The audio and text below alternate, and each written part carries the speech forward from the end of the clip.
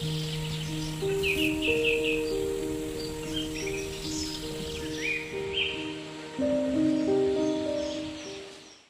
ಪ್ರೀತಿಯುಳ್ಳಂತಹ ದೇವಜನರೇ, ನಿಮ್ಮೆಲ್ಲರನ್ನು ಕೂಡ ಯೇಸುವಿನ ಹೆಸರಲ್ಲಿ ವಂದಿಸ್ತೇನೆ. ಈ ಒಂದು ಆತ್ಮಿಕ ಬೆಳವಣಿಗೆ ಎಂಬಂತ ಈ ಕಾರ್ಯಕ್ರಮದ ಮೂಲಕ ನಿಮ್ಮೆಲ್ಲರನ್ನು ಭೇಟಿ ಮಾಡೋದ್ರಲ್ಲಿ ತುಂಬಾ ಸಂತೋಷವುಳ್ಳವನಾಗಿದ್ದೇನೆ. ಈ ಕಾರ್ಯಕ್ರಮದ ಮೂಲಕ ನೀವು ಆಶೀರ್ವದಿಸಲ್ಪಡ್ತಿದ್ದೀರಿ ಎಂಬುದನ್ನ ನಾನು ನಂಬ್ತೇನೆ. ಕರ್ತನು ತಾನೇ ನಮ್ಮನ್ನ ಮುನ್ನಡೆಸಲಿ.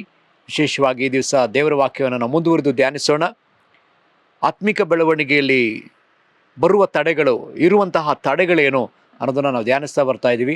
ಕಳೆದ ವಾರದಲ್ಲಿ ಆತ್ಮಿಕ ಬೆಳವಣಿಗೆಯಲ್ಲಿ ಕೆಲವು ಅಪಾಯದ ಎಚ್ಚರಿಕೆಗಳನ್ನ ಕರ್ತನು, ದೇವರ ಆತ್ಮನು ನಮಗೆ ತನ್ನ ಆತನು ಬರೆಸಿದಂತಹ ಪತ್ರಿಕೆಗಳ ಮೂಲಕವಾಗಿ ನಮಗೆ ತಿಳಿಸುವುದನ್ನು ನಾವು ನೋಡ್ತಾ ಇದ್ದೇವೆ. ಅದರಲ್ಲಿ ಮುಖ್ಯವಾಗಿ ನಾವು ಆರಿಸಿಕೊಂಡಂತಹ ಇಬ್ರಿಯರಿಗೆ ಬರೆದ ಪತ್ರಿಕೆ, ಆ ಪತ್ರಿಕೆಯಲ್ಲಿ ಈಗಾಗಲೇ ಒಂದು ಎಚ್ಚರಿಕೆಯನ್ನು ನಾವು ನೋಡಿಕೊಂಡಿದ್ದೇವೆ. ಅತ್ಯಂತ ರಕ್ಷಣೆಯನ್ನು ಅಲಕ್ಷ್ಯ ಮಾಡುವುದರ ಮೂಲಕ, ತಪ್ಪಿ ಹೋಗುವುದರ ಮೂಲಕ, ಕೇಳಿದ ಸಂಗತಿಯಿಂದ ತಪ್ಪಿ ಹೋಗುವುದರ ಮೂಲಕವಾಗಿ ಏನಾಗ್ತೇವೆ, ನಾವು ಆತ್ಮಿಕ ಬೆಳವಣಿಗೆಯನ್ನು ಹೊಂದದೆ ಸಂಪೂರ್ಣವಾಗಿ ನಾಶವಾಗಲಿಕ್ಕೆ ಸಾಧ್ಯತೆ ಇದೆ, ಸಂಪೂರ್ಣವಾಗಿ ದೇವರ ಕೋಪವನ್ನು ಹೊಂದಿಕೊಳ್ಳಿಕ್ಕೆ ಸಾಧ್ಯವಿದೆ ಅನ್ನೋದನ್ನು ನಾವು ಕಳೆದ ವಾರದಲ್ಲಿ ಕೇಳಿಸಿಕೊಂಡಿದ್ದೇವೆ. ಮತ್ತು ಈ ದಿವಸ ನಾವು ನೋಡ್ಲಿಕ್ಕಿರ್ತಕ್ಕಂಥ ಮತ್ತೊಂದು ಅಪಾಯದ ಎಚ್ಚರಿಕೆ ಅದ್ಯಾವುದಂದ್ರೆ, ಇಬ್ರಿಯರಿಗೆ ಬರೆದ ಪತ್ರಿಕೆ 3ನೇ ಅಧ್ಯಾಯದ 12ನೇ ವಚನದಿಂದ 15ನೇ ವಚನದವರೆಗೂ, the warning against departing. So ನಾವು ಇಲ್ಲಿನ ಮುಂದೆ ವಚನಗಳನ್ನ ನಾವು ನೋಡೋಣ. 3ನೇ ಅಧ್ಯಾಯದ 12ನೇ ವಚನದಿಂದ 15ನೇ ವಚನದವರೆಗೂ. ಸಹೋದರರೇ, ನೋಡಿಕೊಳ್ಳಿರಿ, ಜೀವಸ್ವರೂಪನಾದ ದೇವರನ್ನ ಬಿಟ್ಟು ಹೋಗುವ ಅಪನಂಬಿಕೆಯುಳ್ಳ ಕೆಟ್ಟ ಹೃದಯವು ನಿಮ್ಮೊಳಗೆ ಯಾವನಲ್ಲಿಯೂ ಇರಬಾರದು. ನಿಮ್ಮಲ್ಲಿ ಒಬ್ಬರಾದರೂ ಪಾಪದಿಂದ ಮೋಸ ಹೋಗಿ ಕಠಿಣರಾಗದಂತೆ ಇವತ್ತು ಎಂಬ ಕಾಲವು ಇರುವ ತನಕ ಪ್ರತಿನಿತ್ಯವೂ ಒಬ್ಬರಿಗೊಬ್ಬರು ಎಚ್ಚರಿಸಿರಿ. ಮೊದಲಿಂದಿರುವ ಭರವಸವನ್ನು ಅಂತ್ಯದವರೆಗೂ ದೃಢವಾಗಿ ಹಿಡಿದುಕೊಳ್ಳುವ ಪಕ್ಷಕ್ಕೆ ಕ್ರಿಸ್ತನಲ್ಲಿ ಪಾಲುಗಾರರಾಗಿದ್ದೇವಲ್ಲ. ನೀವು ಇವತ್ತು ದೇವರ ಶಬ್ದಕ್ಕೆ ಕಿವಿಗೊಟ್ಟರೆ ನಿಮ್ಮ ಹಿರಿಯರು ದೇವರ ಕೋಪವನ್ನೆಬ್ಬಿಸಿದ ಸ್ಥಳದಲ್ಲಿ ಮಾಡಿದಂತೆ ನಿಮ್ಮ ಹೃದಯಗಳನ್ನು ಕಠಿಣ ಮಾಡಿಕೊಳ್ಳಬೇಡಿರಿ. ಇಲ್ಲಿ ಇಬ್ರಿಯ ಪತ್ರಿಕೆಯ ಗ್ರಂಥಕರ್ತನು ದೇವರಾತ್ಮ ಪ್ರೇರಿತನಾಗಿ ನಮಗೆ ಇಲ್ಲಿ ಮತ್ತೊಂದು ಎಚ್ಚರಿಕೆಯನ್ನು ಕೊಡುವುದನ್ನು ನಾವಿಲ್ಲಿ ಕಾಣ್ತೇವೆ. ಜೀವಸ್ವರೂಪನಾದ ದೇವರನ್ನ ಬಿಟ್ಟು ಹೋಗುವ ಅಪನಂಬಿಕೆಯುಳ್ಳ ಕೆಟ್ಟ ಹೃದಯ ನಮ್ಮೊಳಗೆ ಯಾವನಲ್ಲಿಯೂ ಇರಬಾರದು. ಇದೇ ಎಚ್ಚರಿಕೆ. ಏನಂತೆ ಸಹೋದರರಿಗೆ ಆತ ಹೇಳ್ತಿದ್ದಾನೆ, ನೋಡಿಕೊಳ್ಳ್ರಿ, ಜೀವಸ್ವರೂಪನಾದ ದೇವರನ್ನ ಬಿಟ್ಟು ಹೋಗುವ ಅಪನಂಬಿಕೆಯುಳ್ಳ ಕೆಟ್ಟ ಹೃದಯವು ನಿಮ್ಮೊಳಗೆ ಯಾವನಲ್ಲಿಯೂ ಇರಬಾರದು. ಯಾವನಲ್ಲಿಯೂ ಇರಬಾರದು. ಯಾಕಂದ್ರೆ ನಿಮ್ಮಲ್ಲಿ ಒಬ್ಬರಾದರೂ ಪಾಪದಿಂದ ಮೋಸವಾಗಿ ಕಠಿಣರಾಗದಂತೆ ಇವತ್ತು ಎಂಬ ಕಾಲವು ಇರುವ ತನಕ ಪ್ರತಿನಿತ್ಯವೂ ಒಬ್ಬರನ್ನೊಬ್ಬರು ಎಚ್ಚರಿಸ್ರಿ. ಸೊ ನಮಗೆ ದೇವರು ನಮ್ಮನ್ನು ರಕ್ಷಿಸಿದ್ದಾರೆ, ನಮ್ಮನ್ನು ಕಾಪಾಡಿದ್ದಾನೆ, ನಮ್ಮನ್ನು ವಾಸಿ ಮಾಡಿದ್ದಾನೆ, ನಮಗೆ ಸಮಾಧಾನವನ್ನು ಕೊಟ್ಟಿದ್ದಾನೆ, ನಮಗೆ ನೀತಿವಂತಿಕೆಯನ್ನು ಕೊಟ್ಟಿದ್ದಾನೆ, ದೇವರೊಂದಿಗೆ ನಮ್ಮನ್ನು ಸಂಧಾನ ಮಾಡಿದ್ದಾನೆ, ನಮ್ಮೆಲ್ಲ ಭಾರಗಳನ್ನ ಹೊತ್ತು ತೀರಿಸಿದ್ದಾನೆ, ಆತ ನಮ್ಮ ಸರಿಯಾದಂತಹ ಮಾರ್ಗವನ್ನು ಏರ್ಪಡಿಸಿದ್ದಾನೆ, ಪರಲೋಕಕ್ಕೆ ಆತ ಮಾರ್ಗವಾಗಿದ್ದಾನೆ, ಪವಿತ್ರಾತ್ಮನನ್ನು ಕೊಟ್ಟಿದ್ದಾನೆ, ಪವಿತ್ರಾತ್ಮನ ವರಗಳು ತಲಾಂತುಗಳನ್ನ ನಮಗೆ ಕೊಟ್ಟಿದ್ದಾನೆ, ಆತನು ಸಭೆ ಎಂಬ ಆತನ ಅಟ್ಟಿಯೊಳಗೆ ನಮ್ಮನ್ನು ಸೇರಿಸಿದ್ದಾನೆ, ನಮಗಾಗಿ ಒಳ್ಳೆ ಪಾಲಕರುಗಳನ್ನ ಕೊಟ್ಟಿದ್ದಾನೆ, 5 ರೀತಿಯಾದ ಸೇವೆಗಳನ್ನ ಕೊಟ್ಟಿದ್ದಾನೆ, ನಮ್ಮ ಕೈಯಲ್ಲಿ ಸತ್ಯವೇದವನ್ನು ಕೊಟ್ಟಿದ್ದಾನೆ. ಇದೆಲ್ಲವನ್ನ ಕೊಟ್ಟಿದ್ದ ದೇವರನ್ನ ಬಿಟ್ಟು ಹೋಗುವ ಮನಸ್ಸುಳ್ಳವನು, ಯಾವನಾದ್ರೂ ಬಿಟ್ಟು ಹೋಗುವಂತ ಮನಸ್ಸು ಮಾಡಿದರೆ, ಇಲ್ಲಿ ಮುಂದೆ ವಾಕ್ಯ ಹೇಳ್ತದೆ, ಆ ರೀತಿಯಾದ ಮನಸ್ಸು ನಿಮ್ಮಲ್ಲಿ ಇರಬಾರದು. ಆ ರೀತಿಯಲ್ಲಿ ನಾವು ಮಾಡುವಾಗ ದೇವರ ಕೋಪವನ್ನು ಬರಮಾಡಿಕೊಳ್ತೇವೆ. ನೋಡ್ರಿ, ಆತ್ಮಿಕ ಬೆಳವಣಿಗೆಗೆ ಇರುವಂತ ಮತ್ತೊಂದು ತಡೆ ಇದಾಗಿದೆ. ಏನಂತೆ, ನಾವು ಬಿಟ್ಟು ಹೋಗುವ ಮನಸ್ಸುಳ್ಳವರಾಗಿ ಮಾರ್ಪಟ್ಟು ಬಿಡ್ತೇವೆ. ಕ್ರೈಸ್ತರಾಗಿ ನಾವು ನಮ್ಮ ಆತ್ಮಿಕ ಜೀವನವನ್ನು ಯೇಸುವನ್ನು ನಂಬುವುದರ ಮೂಲಕ ಪ್ರಾರಂಭಿಸ್ತೇವೆ. ನಮ್ಮ ಆತ್ಮಕ್ಕೆ ಜೀವ ಬರ್ತದೆ, ಅಲ್ಲಿಂದ ನಾವು ಮರುಹುಟ್ಟಿನ ಅನುಭವವನ್ನು ಅನುಭವಿಸ್ತೇವೆ. ಹಾಗೆ ದೇವರು ನಮ್ಮನ್ನು ಅನೇಕ ರೀತಿಯಲ್ಲಿ ಆಶೀರ್ವದಿಸ್ತಾರೆ, ಆರೋಗ್ಯದಲ್ಲಿ ಆಶೀರ್ವದಿಸ್ತಾರೆ, ಆತ್ಮಿಕವಾಗಿ, ಶಾರೀರಿಕವಾಗಿ, ಮಾನಸಿಕವಾಗಿ ನಾವು ಆಶೀರ್ವದಿಸಲ್ಪಡ್ತೇವೆ. ನಮ್ಮ ಸ್ಥಿತಿ ಬದಲಾಗ್ತದೆ. ಆಶೀರ್ವಾದ ಬಂದ ಕೂಡಲೇ, ಎಲ್ಲವೂ ನಮಗೆ ಸಿಕ್ಕ ಕೂಡಲೇ ತಪ್ಪಿ ಹೋದ ಮಗನಂತೆ ಎಲ್ಲವನ್ನ ಗಂಟು ಕಟ್ಕೊಂಡು, ಎಲ್ಲವನ್ನ ಸೇರಿಸ್ಕೊಂಡು ದೂರ ದೇಶಕ್ಕೆ ಆತ ಹೋದಂತೆ ನಾವು ಸಹ ಕೆಲವೊಮ್ಮೆ ದೇವರಿಂದ ದೂರ ಹೊರಟೋಗ್ತೇವೆ. ಆಶೀರ್ವಾದದ ಮೇಲೆ ಭರವಸೆ ಇಟ್ಟು, ಆಶೀರ್ವಾದದ ಮೇಲೆ ಮನಸ್ಸಿಟ್ಟು ದೇವರನ್ನ ಮರ್ತು ಬಿಡ್ತೇವೆ. ಕೆಲವು ಪಾಪಗಳಲ್ಲಿ ನಾವು ಪ್ರೇರೇಪಿಸಲ್ಪಡ್ತೇವೆ. ಪಾಪದಿಂದ ಮೋಸ ಹೋಗಿ ನಾವು ಕಠಿಣರಾಗ್ತೇವೆ. ಕೆಲವು ಪಾಪ ನಮ್ಮನ್ನು ಕಠಿಣರನ್ನಾಗಿ ಮಾಡ್ತದೆ. ಕೆಲವು ಶರೀರದಲ್ಲಿ ಹುಟ್ಟುವ ಕೆಲವು ಪಾಪಗಳು ನಮ್ಮನ್ನು ಕಠಿಣವಾದ ವ್ಯಕ್ತಿಗಳನ್ನಾಗಿ ಮಾರ್ಪಡಿಸ್ತದೆ. ಪ್ರಾರಂಭದಲ್ಲಿ ಪಾಪ ಮಾಡುವಾಗ ದೇವರಾತ್ಮ ನಮ್ಮನ್ನು ಚುಚ್ಚೋದಕ್ಕೆ ಪ್ರಾರಂಭಿಸ್ತಾರೆ, ನಮಗೆ ಅರಿವನ್ನು ತರ್ತಾರೆ, ನಮ್ಮನ್ನು ಅವ್ರು ಖಂಡಿಸುವುದಿಲ್ಲ. ಪಾಪ ಮಾಡಿದ ಕೂಡಲೇ ದೇವರಾತ್ಮ ನಮಗೊಂದು ಅರಿವು ತರ್ತಾರೆ, ನೀನು ಇದು ಮಾಡ್ತಿರೋದು ತಪ್ಪು, ಇದು ಪಾಪ ಎಂಬುದಾಗಿ.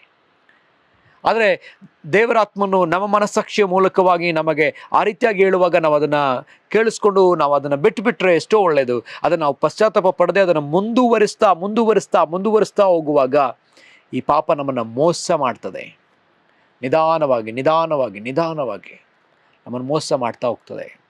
ನಾವು ಈ ಉದಾಹರಣೆಯನ್ನು ನಾವು ಸಂಸೋನ ಮತ್ತು ದೆಲೈಲಳ ಜೀವಿತದಲ್ಲಿ ಇದನ್ನು ನಾವು ನೋಡಲಿಕ್ಕೆ ಸಾಧ್ಯ. ಸಂಸೋನನು ಪ್ರಾರಂಭದಲ್ಲಿ ಆಕೆಯೊಂದಿಗೆ ಶಾರೀರಿಕವಾದ ಸಂಬಂಧವನ್ನು ಇಟ್ಕೊಂಡು ಆಕೆಯನ್ನು ಮದುವೆ ಮಾಡ್ಕೊಳ್ಳಿಕ್ಕಾಗಿ ಆತ ಯೋಚಿಸ್ತಾನೆ. ಆಕೆಯೋ ದುರಾಚಾರಿಯಾದ ಸ್ತ್ರೀ, ಒಬ್ಬ ವ್ಯಭಿಚಾರಿಣಿ. ಆಕೆ ನಿಧಾನವಾಗಿ ಸ್ವಲ್ಪವಾಗಿ ಆತನ ಮೋಸ ಮಾಡೋದಕ್ಕೆ ಆತನನ್ನು ಪೀಡಿಸಿ ಕಡೆಗೆ ಆತ ಆ ಪೀಡನೆಯನ್ನು ತಡ್ಕೊಳ್ಳಿಕ್ಕಾಗದೆ ಕಡೆಗೆ ಆತನು ಮೋಸ ಹೋಗ್ತಾನೆ. ದೊಡ್ಡ ಮೋಸ ಹೋಗಿ ಆತನು ತನ್ನ ಮೇಲಿದ ಶಕ್ತಿಯನ್ನೇ ಕಳಕೊಳ್ತಾನೆ. ಅದಾದ ನಂತರ ಆತ ಶತ್ರುಗಳಿಂದ ಆತ ಎಡಿಸಲ್ಪಟ್ಟು ದೇವರ ಆ ಒಂದು ದಂಡನೆ, ದೇವರ ಆತನ ಮೇಲಿದ್ದಂಥ ಆತ್ಮನನ್ನು ಕೂಡ ತೆಗಿತಾರೆ. ಆತ್ಮ ಆತನ ಬಿಟ್ಟು ಹೋಗ್ತದೆ. ಸೊ ಅದನ್ನು ನಾವು ನೋಡಿದ್ದೇವೆ ಪ್ರಿಯರೇ. ಸೊ ಹಾಗೆಯೇ ಇಲ್ಲಿಯೂ ಸಹ ನಾವು ನಮ್ಮ ಹೃದಯವನ್ನು ಕಠಿಣ ಮಾಡಿಕೊಳ್ಳೋರಾದರೆ ಏನಾಗ್ಬಿಡತ್ತೆ ಮಾಡೋಣ, ಏನಾಗ್ಬಿಡತ್ತೆ ಪಾಪ ಮಾಡಿದ್ರೆ, ಇದನ್ನು ಮಾಡಿದ್ರೆ ಏನಾಗ್ಬಿಡತ್ತೆ ಸ್ವಾಮಿ ಕ್ಷಮಿಸ್ಬಿಡ್ತಾರಲ್ಲ, ಇದನ್ನು ಮಾಡಿದ್ರೆ ಏನಾಗ್ಬಿಡತ್ತೆ ದೇವರು ಕ್ಷಮಿಸ್ಬಿಡ್ತಾರಲ್ಲ ಎಂಬುದಾಗಿ ನಮ್ಮ ಹೃದಯವನ್ನು ಕಠಿಣ ಮಾಡಿಕೊಳ್ಳೋರಾದರೆ ನಾವು ದಂಡನೆಗೆ ತಪ್ಪಿಸಿಕೊಳ್ಳುವುದಿಲ್ಲ, ದೇವರ ಕೋಪಕ್ಕೆ ತಪ್ಪಿಸಿಕೊಳ್ಳುವುದಿಲ್ಲ. ಹಾಗಿರೋದ್ರಿಂದ ಈ ರೀತಿಯಾಗಿ ಯಾರಾದರೂ ನಡ್ಕೊಳ್ತಾ ಇರುವುದಾದರೆ ನಾವು ಪ್ರತಿನಿತ್ಯ ಇವತ್ತು ಅನ್ನುವಂಥ ಹೊತ್ತು ಇರುವವರೆಗೂ ನಾವು ಒಬ್ಬರನ್ನೊಬ್ಬರು ಎಚ್ಚರಿಸ್ಬೇಕಂತ ಹೇಳ್ತಿದ್ದಾರೆ. ಇದು ನಮಗೆ ಮಾತ್ರ ಎಚ್ಚರಿಕೆಯಲ್ಲ, ನಾವು ಇತರರಿಗೆ ಕೊಡಬೇಕಾದ ಎಚ್ಚರಿಕೆಯೂ ಕೂಡ ಹೌದು.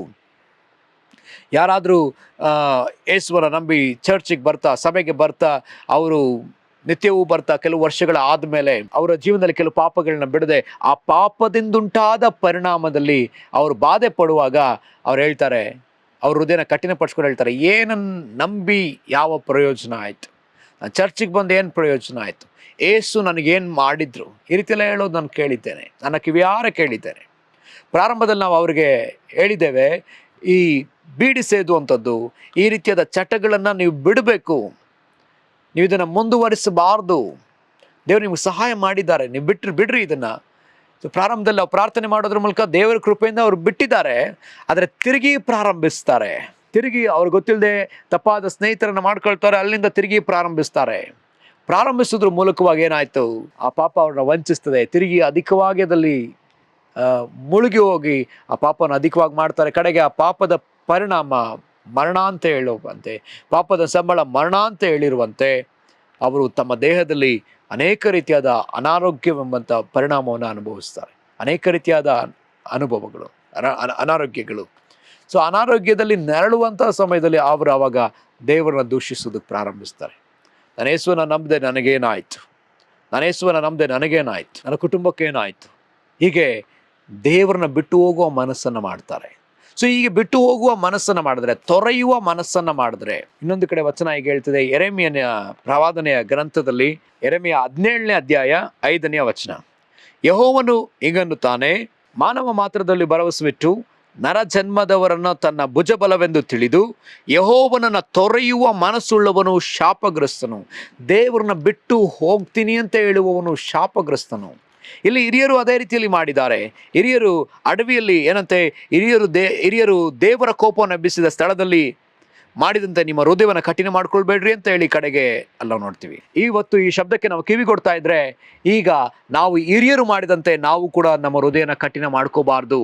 ಇಲ್ಲಿ ನೋಡಿ, ಕಠಿಣ ಮಾಡಿಕೊಳ್ಳಲ್ಪಟ್ಟಂತ ಒಂದು ಮಾತು ಏನಂತೆ, ಮನುಷ್ಯರ ಮೇಲೆ ಭರವಸೆ ಇಟ್ಟು, ಮನುಷ್ಯರೇ ನನ್ನ ಭುಜಬಲ, ಮನುಷ್ಯರು ನನಗೆಲ್ಲವನ್ನ ಕೊಡ್ತಾರೆ, ನನಗೆಲ್ಲ ನೋಡ್ಕೊಳ್ತಾರೆ, ಅವರೇ ನನಗೆಲ್ಲ ಎಂಬುದಾಗಿ ಮನುಷ್ಯರ ಮೇಲೆ ಆತುಕೊಂಡು ದೇವರನ್ನ ತೊರೆಯುವ ಮನಸ್ಸುಳ್ಳವನು ಶಾಪಗ್ರಸ್ತನು ಎಂಬುದಾಗಿ ಬರೆಯಲ್ಪಟ್ಟಿದೆ. ಆತ ಎಂಥ ಶಾಪಗ್ರಸ್ತನಂತೆ, 6ನೇ ವಚನದಲ್ಲಿ ಹೇಳ್ತದೆ, ಅವನು ಅಡವಿಯಲ್ಲಿನ ಜಾಲಿಗೆ ಸಮಾನನು, ಶುಭ ಸಂಭವಿಸಿದರೂ ಅದನ್ನು ಕಾಣನು, ಯಾರು ವಾಸಿಸದ ಚೌಳು ನೆಲವಾಗಿರುವ ಅರಣ್ಯದ ಬೆಗ್ಗಾಡಿನಲ್ಲಿ ವಾಸಿಸುವ ಸ್ಥಿತಿಯೇ ಅವನದು.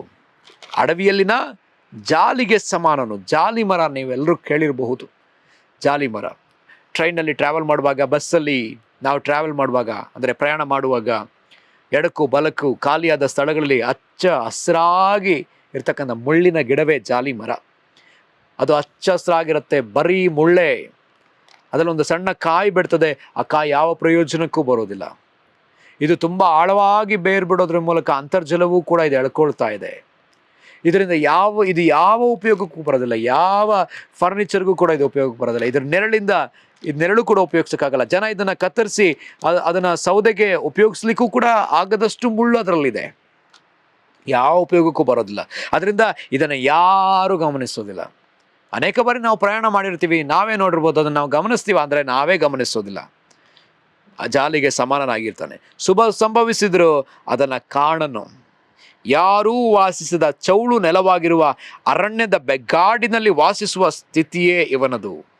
ಅರಣ್ಯದ ಬೆಗ್ಗಾಡು, ಯಾರೂ ವಾಸಿಸದ ಅರಣ್ಯದ ಬೆಗ್ಗಾಡು, ಯಾರೂ ಅಲ್ಲಿ ಹೋಗ್ಲಿಕ್ಕಾಗಲ್ಲ. ಥಿಕ್ ಫಾರೆಸ್ಟ್, ಪೀಕ್ ಫಾರೆಸ್ಟ್, ಆ ಒಂದು ಅರಣ್ಯದ ಒಳಗಡೆ, ತುಂಬ ಮೃಗಗಳಿರ್ತಕ್ಕಂಥ ಅರಣ್ಯದ ಒಳಗಡೆ ಚೌಳು ನೆಲವಾಗಿರ್ತಕ್ಕಂಥ ಆ ಬೆಗ್ಗಾಡಿನೊಳಗೆ ಯಾರು ಹೋಗ್ತಾರೆ?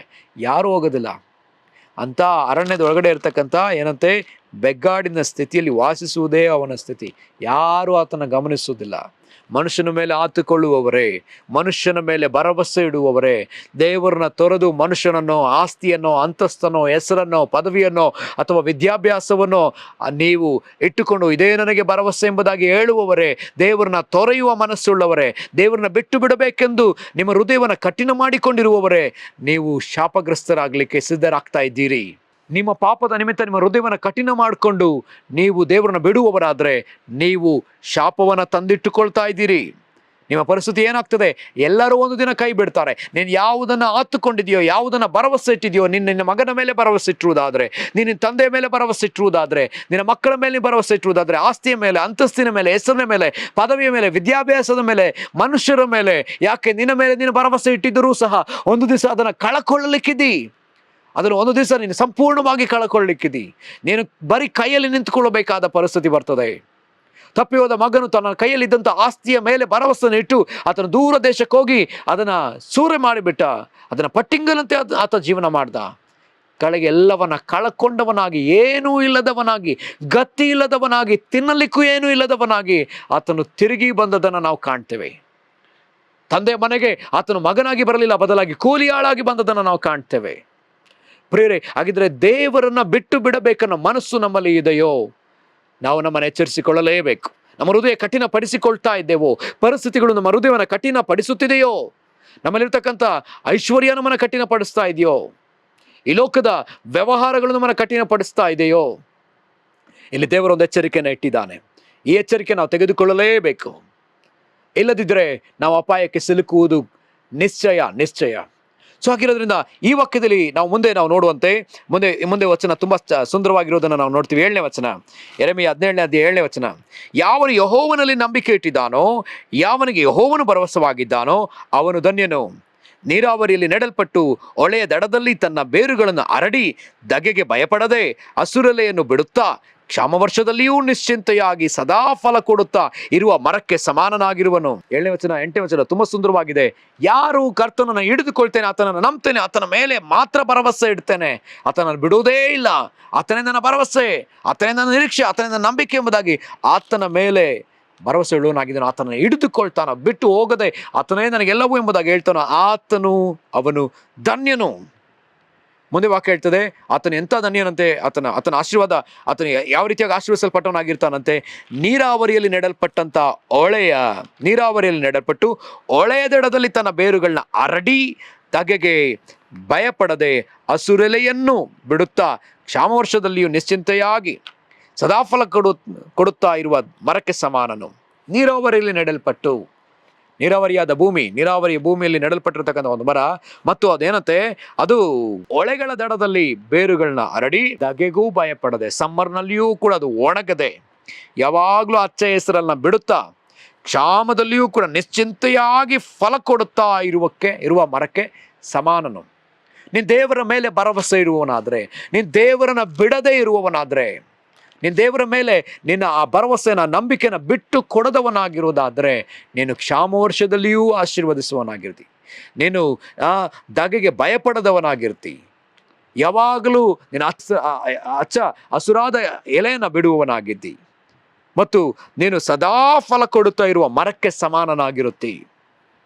ಕರ್ತನು ಪ್ರವಾದಿಯ ಮೂಲಕ ಈ ಮಾತನ್ನ ಮಾತಾಡಿಸಿ ನಮಗೆ ಬರೆಸಿಕೊಟ್ಟಿದ್ದಾನೆ. ಹಾಗಿದ್ರೆ ಪ್ರಿಯರೇ, ಇಬ್ರಿಯರಿಗೆ ಬರೆದ ಪತ್ರಿಕೆ, ಈ ಪತ್ರಿಕೆಯಲ್ಲಿ ನಮಗೆ ಈ ಎಚ್ಚರಿಕೆಯನ್ನು ಕೊಟ್ಟು ದೇವರ ದಿವಸ ನಮಗೆ ಹೇಳ್ತಿರುವಂಥ ಒಂದು ವಿಷಯ, ನಮ್ಮ ಹೃದಯವನ್ನು ಕಠಿಣಪಡಿಸಿಕೊಳ್ಳುವುದು ಬೇಡವೇ ಬೇಡ. ಪರಿಸ್ಥಿತಿಗಳು ನಮ್ಮನ್ನು ಕಠಿಣಪಡಿಸುವಂತೆ ಬರಬಹುದು. ನಾವು ನೋಡ್ತೇವೆ, ಯೇಸು ಸ್ವಾಮಿನ ಯೂದನು ಬಿಟ್ಟು ಹೋದನು. ಆತನ ಹೃದಯ ಕಠಿಣವಾದದ್ರಿಂದ ಆತನು ಯೇಸುವನ್ನು ಬಿಟ್ಟು ಹೋದ ನಂತರ ಆತನು ಯೇಸು ಕ್ರಿಸ್ತನ ವಿರುದ್ಧವಾಗಿ ಸಾಕ್ಷಿಯನ್ನು ಕೊಟ್ಟನು. ಯೇಸು ಕ್ರಿಸ್ತನನ್ನು ಹಿಡಿದು ಕೊಟ್ಟನು, ತನ್ನ ಹೃದಯನ ಕಠಿಣಪಡಿಸಿಕೊಂಡನು. ಯೇಸು ಸ್ವಾಮಿ ಆ ಒಂದು ಕಡೆಯ ಭೋಜನದಲ್ಲಿ ಹೇಳ್ತಿದ್ದಾರೆ, ಯೂದನ ಬಳಿಯಲ್ಲೇ ಹೇಳ್ತಿದ್ದಾರೆ, ನೀನು ಮಾಡಬೇಕಾದ ಕೆಲಸವನ್ನು ಮಾಡಿಬಿಡು ಮತ್ತು ನನ್ನನ್ನು ಹಿಡುಕೊಡುವವನು ನನ್ನೊಂದಿಗೆ ಕೈಯನ್ನು ಅದ್ದಿದ್ದಾನೆ ಎಂಬುದಾಗಿ ಯೇಸು ಸ್ವಾಮಿ ಸ್ಪಷ್ಟವಾಗಿ ಹೇಳ್ತಿದ್ದಾರೆ. ಆತನ ತಪ್ಪಿ ಮುತ್ತು ಕೊಟ್ಟು ಕೊಡುವಾಗ ಆತನು ಹೇಳ್ತಾನೆ, ನನ್ನನ್ನು ಮುತ್ತು ಕೊಟ್ಟು ಹಿಡಿದು ಕೊಡ್ತೀಯಾ ಅಂತ ಹೇಳ್ತಾನೆ. ಆಗಲೂ ಕೂಡ ಆತನು ತನ್ನ ಹೃದಯವನ್ನು ಕಠಿಣಪಡಿಸಿಕೊಂಡಿದ್ದಾನೆ, ಯೇಸುವನ್ನು ಬಿಟ್ಟು ಹೋಗುವ ಮನಸ್ಸನ್ನು ಮಾಡಿದ್ದಾನೆ. ಆದ್ದರಿಂದ ಯೂದನಿಗೆ ಬಂದ ಪರಿಸ್ಥಿತಿ ಏನು? ಯೂದನಿಗೆ ಬಂದ ಪರಿಸ್ಥಿತಿ, ಆತನು ಹೀನಾಯವಾಗಿ ಸೂಸೈಡ್ ಮಾಡಿಕೊಂಡು ಆತ್ಮಹತ್ಯೆ ಮಾಡಿಕೊಂಡು ಸಾಯಬೇಕಾದ ಪರಿಸ್ಥಿತಿ ಬಂತು. ಪ್ರಿಯರೇ, ಈ ದಿವಸ ಅನೇಕ ಕ್ರೈಸ್ತರು ಹೀಗೆ ಯೇಸುವನ್ನು ಬಿಟ್ಟು ಹೋದವರು ಹೀನಾಯವಾದ ರೀತಿಯಾದಂಥ ಮರಣವನ್ನು ಅನುಭವಿಸಿರುವುದನ್ನು ನನ್ನ ಕಣ್ಣಾರೆ ಕಂಡಿದ್ದೇನೆ, ನನ್ನ ಕಿವಿಯಾರೆ ಕೇಳಿಸಿಕೊಂಡಿದ್ದೇನೆ. ಯೇಸುವನ್ನು ಬಿಟ್ಟು ಹೋಗುವ ಕಠಿಣವಾದ ಹೃದಯ ನಮ್ಮಲ್ಲಿ ಯಾರಲ್ಲಿಯೂ ಬರದಿರಲಿ. ಈ ದಿವಸ ದೇವರು ಕೊಟ್ಟ ಈ ಯಜ್ಞೆಯನ್ನು ನಾನು ಮಾಡ್ತಾ ಇದ್ದೇನೆ. ಇದನ್ನು ನೋಡ್ತಿರ್ತಕ್ಕಂಥ ಪ್ರತಿಯೊಬ್ಬೊಬ್ಬರು ಕೂಡ ಯಾರೆಲ್ಲ ಹಿಂಜಾರಿ ಹೋಗಿದ್ದಾರೋ, ಯಾರೆಲ್ಲ ಕ್ರಿಸ್ತನನ್ನು ಬಿಟ್ಟು ಹೋಗಿದ್ದಾರೋ ಅವರೆಲ್ಲರನ್ನೂ ಎಚ್ಚರಿಸುವಂತಹ ಜವಾಬ್ದಾರಿ ನಮ್ಮೊಬ್ಬೊಬ್ಬರ ಮೇಲೆಯೂ ಅದೇ. ಯಾಕೆ ಈ ಜವಾಬ್ದಾರಿ ಅದೇ? ಯಾಕಂತ ಹೇಳಿದ್ರೆ, ನಾವು ಈಗ ತಾನೇ ಈ ವಾಕ್ಯದಲ್ಲಿ ಓದಿದ್ದೇವೆ, ಇಬ್ರಿಯರಿಗೆ ಬರೆದ ಪತ್ರಿಕೆ 3ನೇ ಅಧ್ಯಾಯದ 7ನೇ ವಚನದಲ್ಲಿ, ಆದದರಿಂದ ಪವಿತ್ರಾತ್ಮನು ಹೇಳೋ ಪ್ರಕಾರ ಇವತ್ತು ದೇವರ ಶಬ್ದಕ್ಕೆ ಕಿವಿಗೊಟ್ಟರೆ ನಿಮ್ಮ ಹಿರಿಯರು ದೇವರ ಕೋಪವನ್ನು ಬೆಳೆಸಿದ ಸ್ಥಳದಲ್ಲಿ ಅರಣ್ಯದೊಳಗೆ ದೇವರನ್ನ ಪರೀಕ್ಷಿಸಿದ ದಿನದಲ್ಲಿ ಮಾಡಿದಂತೆ ನಿಮ್ಮ ಹೃದಯಗಳನ್ನು ಕಠಿಣ ಮಾಡಿಕೊಳ್ಳಬೇಡ್ರಿ. ನೀವು ಕಠಿಣ ಮಾಡ್ಕೊಳ್ಬೇಡ್ರಿ. ಅಲ್ಲಿ ಅರಣ್ಯದಲ್ಲಿದ್ದಾಗ ಅವ್ರು ಯಾವ ರೀತಿಯಲ್ಲಿ ಕಠಿಣಪಡಿಸ್ಕೊಂಡ್ರು?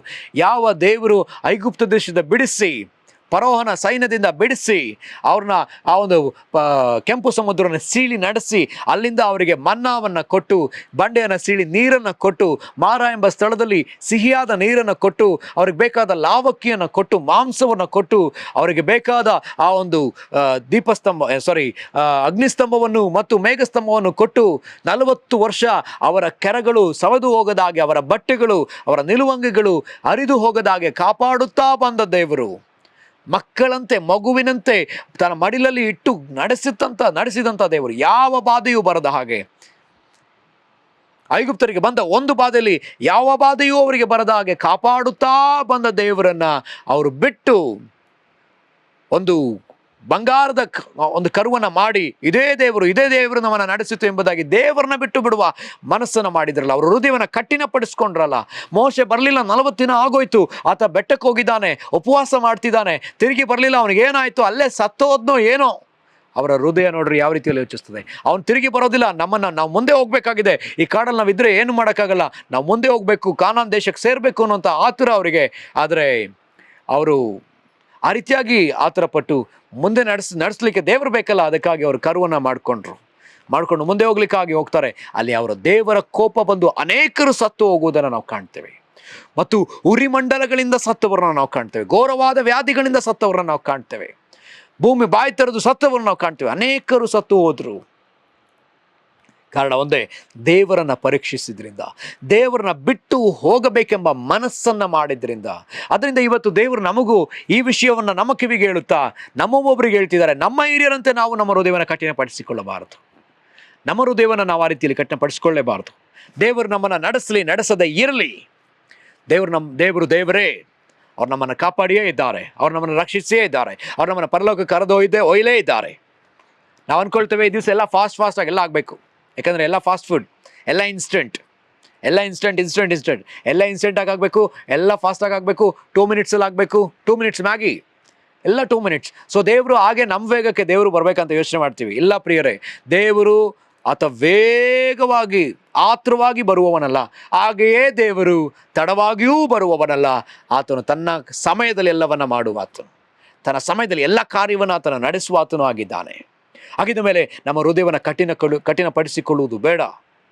ಅನೇಕರು ತಮ್ಮ ಹೃದಯನ ಕಠಿಣಪಡಿಸ್ಕೊಂಡು ಈ ರೀತಿಯಲ್ಲಿ ಹೇಳ್ತಾರಂತೆ, ಯೇಸು ಸ್ವಾಮಿ ಬರ್ತೀನಿ ಅಂತ ಹೇಳಿದ್ರಲ್ಲ, ಎಲ್ಲಿ ಬರಲೇ ಇಲ್ಲ. ಬರ್ತೀನಿ ಅಂತ ಹೇಳಿದ್ರು ಬರಲೇ ಇಲ್ಲ. ಆತನ ಪ್ರತ್ಯಕ್ಷತೆ ಆಗುತ್ತೆ, ಆತ ತಿರುಗಿ ಬರ್ತಾನೆ, ನಮ್ಮನ್ನೆಲ್ಲ ಕರೆದೊಯ್ತಾನೆ ಅಂತ ಹೇಳಿದ್ರು, ಎಷ್ಟು ತಡ ಆಯಿತು, ಬರಲಿಲ್ಲ. ಅನೇಕರು ಈ ರೀತಿಯಲ್ಲಿ ಮಾತಾಡುವುದು ಉಂಟಂತೆ. ಆದರೂ ಕೂಡ ಅಲ್ಲಿ ವಾಕ್ಯ ಬರಲ್ಪಟ್ಟದೆ, ಆದರೂ ಕೂಡ ಆತನು ತಡ ಮಾಡುವವನಲ್ಲ. ಆತನು ಅನೇಕರನ್ನ ಇನ್ನೂ ಕೂಡ ದೀರ್ಘ ಶಾಂತನಾಗಿ ಸಹಿಸಿಕೊಳ್ತಾ ಇದ್ದಾನೆ. ಇನ್ನು ಅನೇಕರು ರಕ್ಷಿಸಲ್ಪಡುವಂತೆ ಆತ ಕಾಯ್ತಾ ಇದ್ದಾನೆ. ಆತನು ತಕ್ಕ ಕಾಲಕ್ಕೆ ತಿರುಗಿ ಮಧ್ಯಾಕಾಶದಲ್ಲಿ ಬಂದು ಯಾರೆಲ್ಲ ಕ್ರಿಸ್ತನನ್ನು ನಂಬುವವರಾಗಿದ್ದಾರೋ ಅವರೊಬ್ಬೊಬ್ಬರನ್ನು ಕೂಡ ತಿರುಗಿ ಕರೆದೊಯ್ಯಲಿಕ್ಕಿದ್ದಾನೆ. ಆಗಿರೋದ್ರಿಂದ ಪ್ರಿಯರೇ, ನಾವು ನಮ್ಮನ್ನು ಎಚ್ಚರಿಸಿಕೊಳ್ಳಬೇಕಾದದ್ದು ಅವಶ್ಯ. ನಾವು ಇತರರನ್ನು ಎಚ್ಚರಿಸಬೇಕಾದದ್ದು ಅವಶ್ಯ. ನಾವು ಆ ರೀತಿಯಲ್ಲಿ ಅವ್ರನ್ನ ಎಚ್ಚರಿಸಿ ಕ್ರಿಸ್ತನ ಕಡೆ ನಡೆಸುವುದಾದರೆ ಅವರನ್ನು ಬೆಂಕಿಯ ಬಾಯೊಳಗಿಂದ ತಪ್ಪಿಸಿದವರಾಗಿರ್ತೇವೆ. ಇದನ್ನೇ ಯೂದನ ಪತ್ರಿಕೆಯಲ್ಲಿ ನಾವು ಓದ್ತೇವೆ.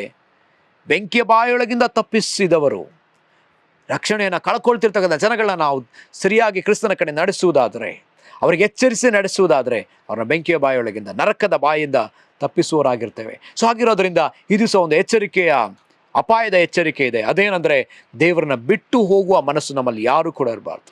ನಾವಲ್ಲಿ ಯಾರು ಕೂಡ ನಮ್ಮ ಹೃದಯನ ಕಠಿಣಪಡಿಸ್ಕೊಳ್ಬಾರ್ದು. ನಾವೊಬ್ಬರನ್ನೊಬ್ಬರು ಎಚ್ಚರಿಸ್ತಾ ಬರೋಣ. ಇವತ್ತು ಅನ್ನೋದು ಇರುವವರೆಗೂ ನಾವು ಎಚ್ಚರಿಸ್ತೋಣ. ಮತ್ತು ವಾಕ್ಯ ಹೇಳ್ತದೆ, ಯಾವನು ಕಡೆಯವರೆಗೂ ತಾಳುತ್ತಾನೋ ಅವನು ರಕ್ಷಣೆಯನ್ನು ಹೊಂದುವನು ಎಂಬುದಾಗಿ. ಹಾಗಿದ್ರೆ ಈ ಸಮಯದಲ್ಲಿ ನಾವು ಪ್ರಾರ್ಥನೆ ಮಾಡೋಣ. ಕರ್ತನೆ, ಸ್ತೋತ್ರ, ಈ ಎಚ್ಚರಿಕೆಗಾಗಿ ನಾವು ನಿನಗೆ ವಂದನೆ ಸಲ್ಲಿಸ್ತೇವೆ ಸ್ವಾಮಿ. ಹೌದು ಸ್ವಾಮಿ, ಕರ್ತನೆ, ಅಪ್ಪ, ನಾವೆಂದಿಗೂ ನಿನ್ನನ್ನು ಬಿಟ್ಟು ಹೋಗುವ ಮನಸ್ಸನ್ನು ನಾವು ಮಾಡಲೇಬಾರ್ದು ಸ್ವಾಮಿ. ಕರ್ತನೆ, ನಿನ್ನ ಬಿಟ್ಟು ಹೋದರೆ ನಾವು ಎಲ್ಲಿಗೆ ಹೋಗೋಣ ಅಪ್ಪ? ನಮ್ಮ ರಕ್ಷಕನು ನೀನೇ, ಲೋಕ ರಕ್ಷಕನು ನೀನೇ ಸ್ವಾಮಿ. ನಿನ್ನನ್ನು ಬಿಟ್ಟು ಹೋಗಿ ನಾವು ನಿನ್ನಿಂದ ತಪ್ಪಿಸ್ಕೊಳ್ಳಿಕ್ಕೆ ಸಾಧ್ಯವೇ ಇಲ್ಲಪ್ಪ. ನಿನ್ನ ಕೋಪದಿಂದ ಹೇಗೆ ತಾನೇ ತಪ್ಪಿಸ್ಕೊಳ್ಳಿಕ್ಕೆ ಸಾಧ್ಯ ಸ್ವಾಮಿ? ಕರ್ತನೆ, ಆ ರೀತಿ ಬಿಟ್ಟು ಹೋಗುವ ಮನಸ್ಸುಳ್ಳವರು ಯಾರೆಲ್ಲ ಇದ್ದಾರೋ ಅವರ ಎಲ್ಲ ಕಠಿಣವಾದ ಹೃದಯಗಳು ಕರ್ತನೆ ಮಾರ್ಪಡಲಿ ಸ್ವಾಮಿ. ಅವರ ಕಠಿಣವಾದ ಹೃದಯ ನಿನ್ನ ಕಡೆ ತಿರುಗಲಿ ಸ್ವಾಮಿ. ಯಾರೊಬ್ಬರಾದರೂ ತಮ್ಮ ಹೃದಯನ ಕಠಿಣಪಡಿಸ್ಕೊಂಡು ನರಕಕ್ಕೆ ಹೋಗಲೇಬಾರ್ದು ಸ್ವಾಮಿ. ಯಾಕಂದರೆ ನಿನ್ನ ವಾಕ್ಯ ಹೇಳ್ತದಲ್ಲ ಸ್ವಾಮಿ, ನಂಬುವ ವ್ಯಕ್ತಿಯನ್ನು ಕರ್ತನೆ ಅಪ್ಪ ದಂಡನೆಯಿಂದ ತಪ್ಪಿಸುವ ಕರ್ತನೇನಾಗಿದ್ದಿ ಸ್ವಾಮಿ. ಅದಕ್ಕಾಗಿ ಸ್ತೋತ್ರ, ನಿನಗೆ ವಂದನೆ ಸಲ್ಲಿಸ್ತೇವೆ ಸ್ವಾಮಿ. ನಿನ್ನ ನಾಮ ಮಾತ್ರ ಮಹಿಮೆ ಹೊಂದಲಿ. ನೋಡುತ್ತಿರೋ ಪ್ರತಿಯೊಬ್ಬೊಬ್ಬರನ್ನೂ ಕರ್ತನೆ, ಈ ಕಾರ್ಯಕ್ರಮ ನೋಡ್ತಿರೋ ಪ್ರತಿಯೊಬ್ಬೊಬ್ಬರನ್ನೂ ಕರ್ತನೆ ಅಪ್ಪ ಆಶೀರ್ವದಿಸು. ನೀನು ಈ ದಿವಸ ಅವ್ರನ್ನ ಎಚ್ಚರಿಸಿದೆಯಲ್ಲ, ಅದಕ್ಕಾಗಿ ಸ್ತೋತ್ರ. ನಿನ್ನ ನಾಮ ಮಾತ್ರ ಮಹಿಮೆ ಹೊಂದಲಿ ಸ್ವಾಮಿ. ಯೇಸುವಿನ ಹೆಸರಲ್ಲಿ ಪ್ರಾರ್ಥಿಸ್ತೇವೆ ಪ್ರೀತಿಯ ತಂದೆಯಾದ ದೇವರೇ, ಆಮೇನ್ ಆಮೇನ್. ಕರ್ತನು ನಿಮ್ಮೆಲ್ಲರನ್ನೂ ಕೂಡ ಆಶೀರ್ವದಿಸಲಿ. Praise lord. Thank you.